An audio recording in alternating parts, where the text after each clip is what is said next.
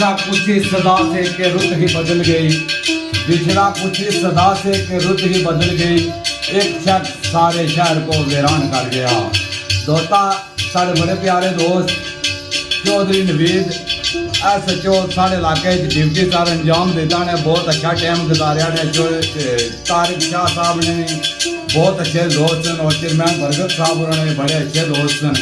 एक महफल लाई तो संगिया की कमी यार एक महफल की कमी महसूस होनी, उन्होंने याद एक मौत ना शेर पेश करता सारे दोस्तों ने नजर करता यार मौत का दुख जरूरी आता, बहुता दुख पर मौत जवान का है। नित नवी तो नवी परवाज आती जिसनू चोट लगती पूरा जानता है कि जितों परत के कोई नहीं आ सकता। ऐसा सफर अजीब इंसान का है, अनफी करना कबूल जरूर पैंदा, क्यों जे फैसला रब रहमान दा है, क्यों जे फैसला रब रहमान दा है। क्या शेर सारे दोस्त वसीम गुलशन साहब ने शेर चौधरी आरफ साहब ये सुनासन चौधरी नवीद मरहूम ने याद की बिस्मिल्लाह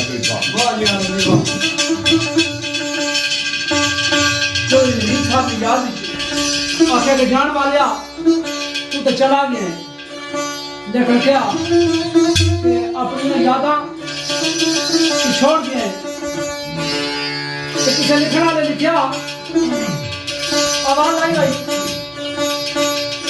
लिख रहा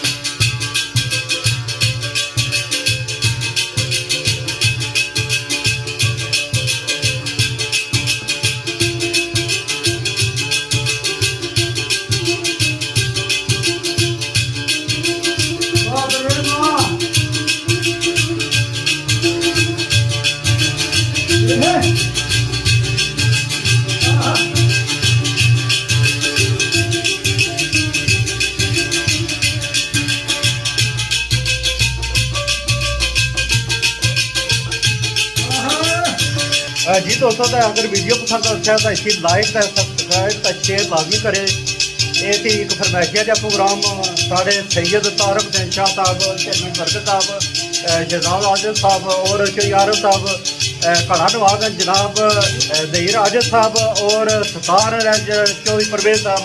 ये सन अज का प्रोग्राम से एक छोटे जा साढ़े दरिया दुकाना पर।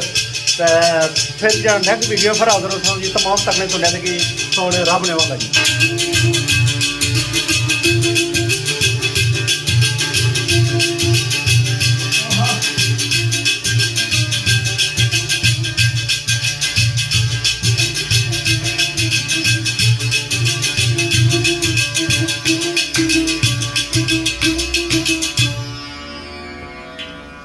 बहुत शुक्रिया उस्ताद जी, ਮਿਹਰਬਾਨੀ थैंक यू जी, बहुत शुक्रिया आज साहब तुसा भी बहुत शुक्रिया जी मेहरबानी जनाब सर, बहुत शुक्रिया सुनो जी तारक साहब।